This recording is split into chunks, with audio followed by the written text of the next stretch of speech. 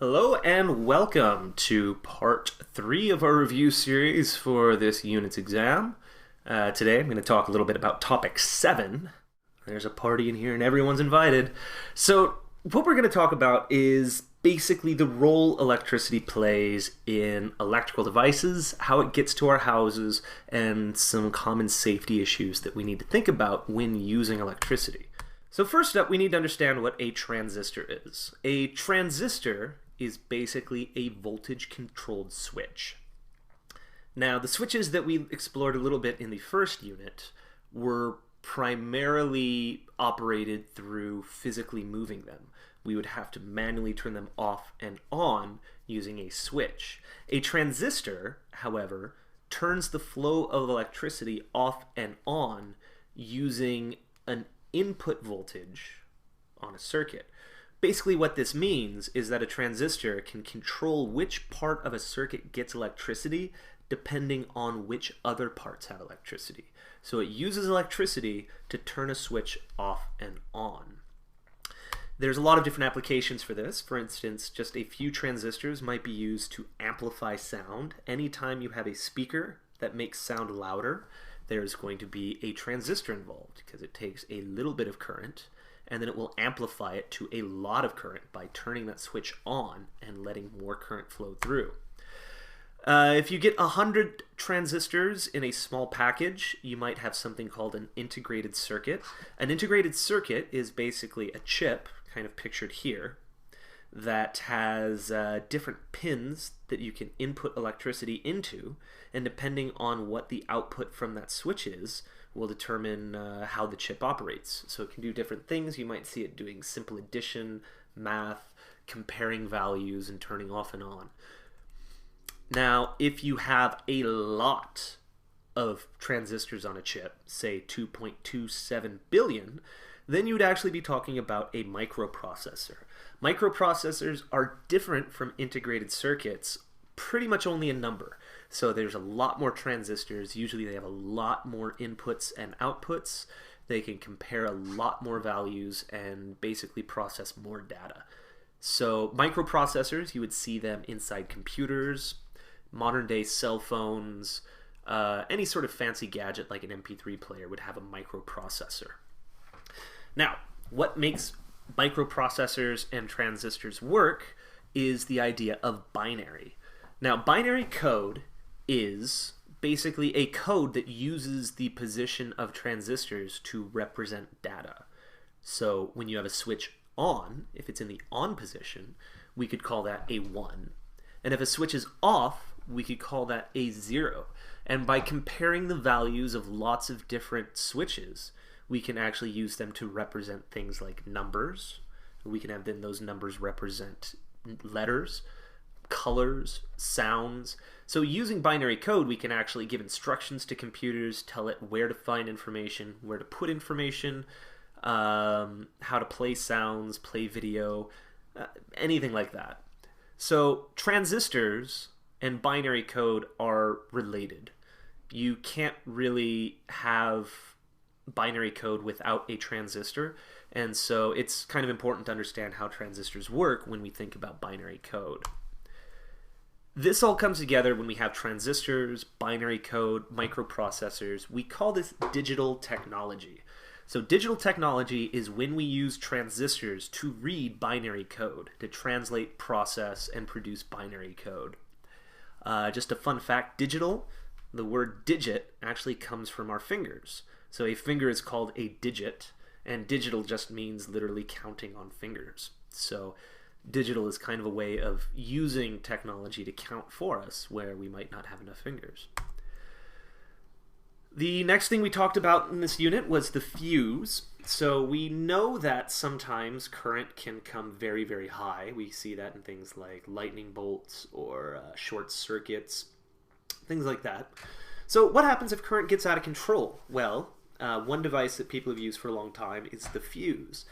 The fuse is basically meant to go into a circuit, and it's got a thin piece of metal on the inside.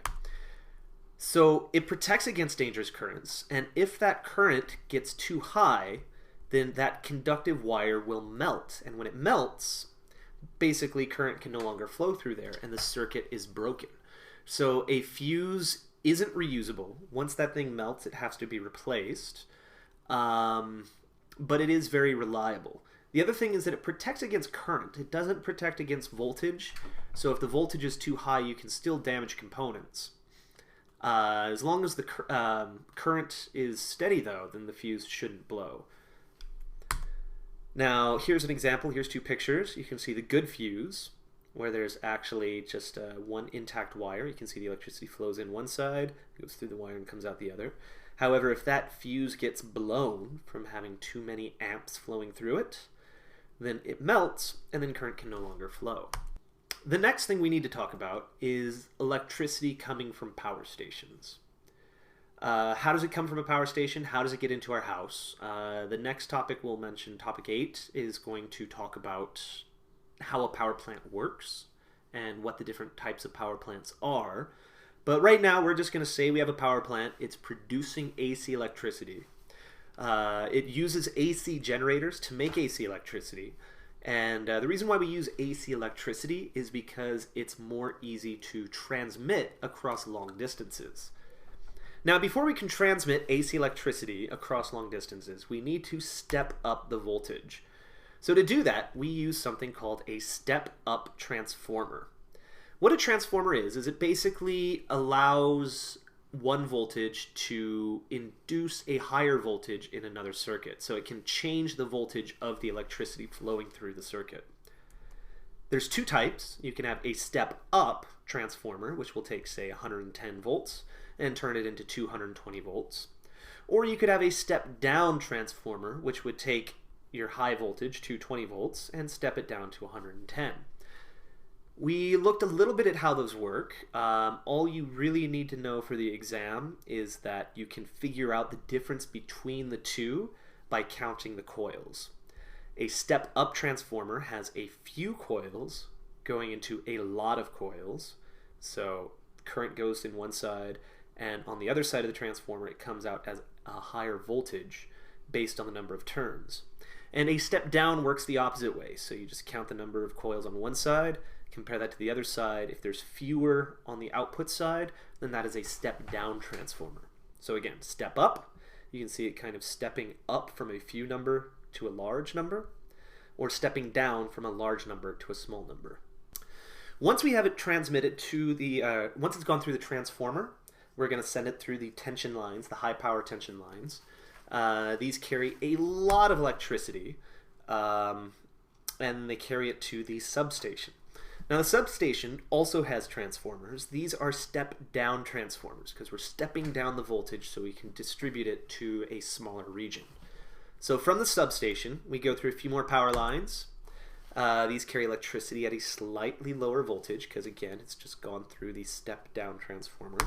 And then we get to a distribution station. And these are little smaller step-down transformers that then allow electricity to be distributed through a neighborhood or a small town. The distribution station is, again, a step-down transformer. So there's our second step-down transformer. We send it through some more power lines. These ones are about 25,000 volts, so slightly less voltage from there. And then from there, we're going to go into the house. But before we can go into our home, we need to go through one final step-down transformer. And this is the one that lowers the voltage to 120 volts and allows us to use most of our appliances at a safe voltage level. Before it goes into our house, we need to go through the meter.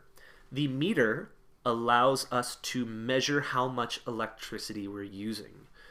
So by looking at the numbers on these dials, we can tell how many kilowatt hours every house is using, and that allows us to determine how much we're paying for electricity.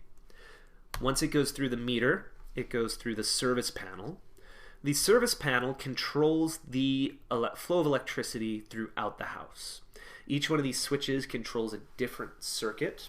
We'll talk a little bit about that in a second. But first we need to mention this big switch, which is the main circuit breaker. Now the circuit breaker is different from a fuse. A fuse will blow out and have to be replaced, but a circuit breaker can be reused. So a circuit breaker still engages if there's too much current, but it actually just turns the switch off. It releases a spring and allows the switch to turn off, which breaks the circuit. In order to fix it, you just go up to the circuit breaker and push the switch back in place, which re-engages the circuit and allows everything to come back on. So circuit breakers control what we call branch circuits. Each part of your house is controlled by a separate circuit breaker. So you would see a circuit for the kitchen, maybe for the basement, the garage, upstairs, living room. Every house is a little bit different, but the basic idea is that if there's a problem with one part of the circuit, it won't affect everything else in the house. So it's definitely a safety issue. From our branch circuits, we're actually going to go into the wires. The wires connect the meter and the panel and the actual outlets and light fixtures in our house. The wires that carry electricity are coated with 3 colors. A black wire is hot. That means that it's carrying electricity from the source. White wires are neutral. That means they carry current towards the source. Finally, we've got green, or sometimes copper wires, which are ground, and these wires carry excess charge safely into the ground, just like the lightning rods we talked about when we mentioned static discharge. In general, you do not want to touch the black wire. You probably shouldn't touch the white wire either. However, this one is a little more safe because it's carrying charge away. So if you touch a white wire, it will balance your charge with the ground from the AC source. And usually there's not very much potential difference there. And so it's usually safe to touch. Black wire is hot, white wire fairly safe. And the green wires are also pretty safe. Those are there just in case there is a leak of extra current into metal, then it can safely drain that away into the house rather than starting a fire. So again, a review. You start the power station, you go to the step-up transformer, it then goes to the high power transmission lines, through the substations, which are basically a step-down transformer, the medium power transmission lines, then to a distribution station, which is also a step-down transformer, then through some low power transmission lines, then to a final step-down transformer, the meter, the service panel, the circuit breaker, the branch circuit, and then finally the wires. I have highlighted everything that is important for you to know in red, so I would expect to see a question on the exam where you're required to know the order of the flow of electricity from the power station to your house. The next thing we have to talk about are safety tips. Basically, when we use electricity, we want to make sure that we observe certain safety habits. One, you don't want to plug too many things into one outlet. This increases the current, and as we saw with the fuse, when you have too much current, it can cause wires to melt.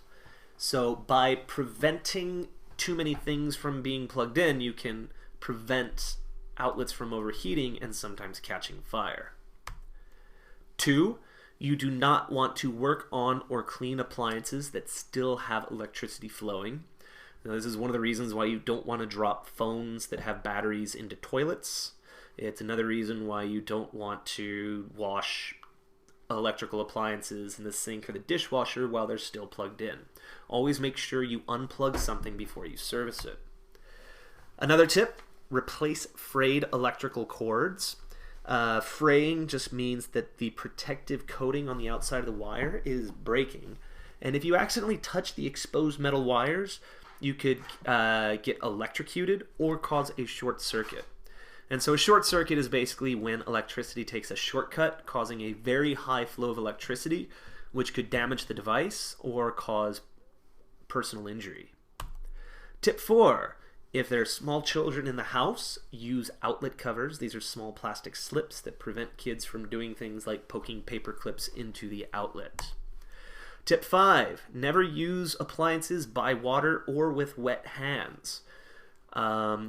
Again, water can conduct electricity, and if something has power while you have wet hands, you could get shocked by using it. So make sure you dry your hands before you touch any electric devices.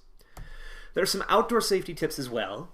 1, never touch power lines or anything that is itself touching a power line. So if you've got a kite and it touches some power lines, let it stay there. If you're working with a tree that's touching some power lines, make sure you call the electric company to safely remove those branches from the tree power lines. And in general, if you have a truck or a ladder that's touching power lines, leave them alone. The same thing goes if the power lines get blown over in a storm, don't go anywhere near them. Leave those for the electric company to deal with. 2, never use frayed cords outdoors. It's just like the frayed cords inside the home, only since outdoors can sometimes be wet, you don't want to risk electrocuting anybody standing in the puddle or animals, things like that. 3, do not use electric equipment in the rain. This one is very similar to the idea of not using electric equipment with wet hands. Water and electricity do not like each other. 4, and this is important, call before you dig. Before you dig any holes in your yard, make sure you have the utility companies come out and check the ground and make sure there's no underground power lines, gas lines, water lines, sewage lines. Not only are they very expensive to replace if you break them, but in the case of power lines or gas lines, you can actually cause serious accidents if you accidentally cut them. The next thing we talked about was EnerGuide. EnerGuide is basically a measure of energy efficiency. So energy efficiency is the idea that some appliances will use more electricity than others. In order to reduce our own electrical costs, as well as reduce the amount of energy we need to produce, we should use appliances that are more efficient. So we want refrigerators that use less electricity, heaters that use less electricity. The less energy we use, the cheaper it is for us and the better it is for our power grid and our environment. So EnerGuide is a rating system that Canada uses, and it compares the average amount of energy that will be used by a device in the course of a year. So this particular device is rated as using 460 kilowatt hours per year. You can see this little arrow over the far end. So they've measured a whole bunch of devices. The most extreme versions use 484, and the most efficient versions use 285. And this device falls in towards the top end of the scale. You can compare that to other devices, like say this one, which actually uses 125, which is actually on the lower end of this scale. Now, when you're using energy efficiency, you can calculate what your bill would be by multiplying your annual, or how much electricity you would use in a year, kilowatt hours, in this case 460, times the cost of electricity, which in this case is 8.5 cents per kilowatt hour. And so 460 times 8.5 cents gives us 3,910 cents. But again, we're going to put this into dollars so you can just move the decimal place over 2 places, and that'll give us $39.10.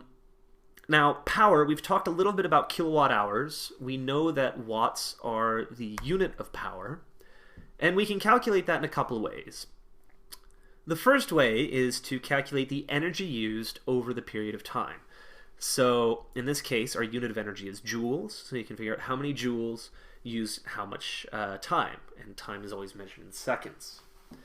You can also calculate power by multiplying current times voltage. So in this case, if you multiply the current in amps times the voltage in volts, that will also give you the watts. What this means is that current times voltage is also equal to energy divided by time. So there's a lot of different ways to play around with this equation. So on your exam, when you're asked to do this kind of problem, you're going to want to break it down into a few steps. Step 1, you want to identify what you know in the question. What information does it give you? Step 2, figure out what it is that you're trying to calculate. Usually it'll say find the power for something or find how much energy such and such thing is using. Once you know what you want and what you have, you can find the matching equation, which is step 3, do the math, and then step 5, check your answer by comparing your numbers, making sure you use the right equation, the right values, and make sure all your units matched up. The last thing we need to talk about with our calculations is the idea of efficiency. We can calculate efficiency by comparing the output energy of a device to the amount of energy required to run it. It's basically a ratio. We're comparing how much energy we got out of something, like if we're boiling water, how much energy was used to actually boil the water, and comparing that to how much energy we put into it. So if you have a 1,000 watt kettle that's boiling water, we would compare how much energy was used to run it during the time it took the water to come to a boil, and then compare that to the amount of energy that would normally take to boil water. And since it's a ratio, we're going to express it as a percentage, which means we would then multiply that by 100. So again, if you need an example of that, there's a sample calculation on page 329 of your textbook. In general, when you're doing these kinds of calculations, check to make sure that you're using joules for both energy numbers, because again, we're comparing energy, so you want joules on the top, joules on the bottom. The other thing too, to make sure that you're doing it right, the number on top will always be smaller than the one on the bottom. This means that your ratio will always be less than 100%. There's no such thing as a 100% efficient device. Usually we're going to see things much, much less than that. Light bulbs, for example, might be 5% efficient, all the way up to appliances that you might find in your house, which might be 80% efficient at best. So that's one thing to keep in mind. In order to get to that point, make sure that you're using the right calculations. So if it's asking for energy in joules, make sure that you're using some of these equations over here, that you're actually finding the energy rate, the energy being used by multiplying the power in watts times the time in seconds, or that you're making the appropriate comparisons. On the exam, it should be fairly straightforward, so you shouldn't have to stress too much about this, but with any equation that you ever see, make sure that you know how the parts fit together so that you can use the equation that you're given. So if it asks for time, make sure that you know that you use seconds. If it's asking for energy, make sure you're looking at joules and not watts. So do a couple practice examples, make sure that you got it down, and you should be fine. That's about it for topic 7. There's an incredible amount of information in this topic, so the only way you can really get through it is by, again, studying. If you need to rewatch this video, by all means go ahead and do that. Check your notes. There's not really going to be a lot on the test from outside the textbook, so again, just make sure you're familiar with all the equations and how to use them. If you have any questions, feel free to leave a comment or flag me down in the halls. I'll be more than happy to answer them. Thanks. Bye.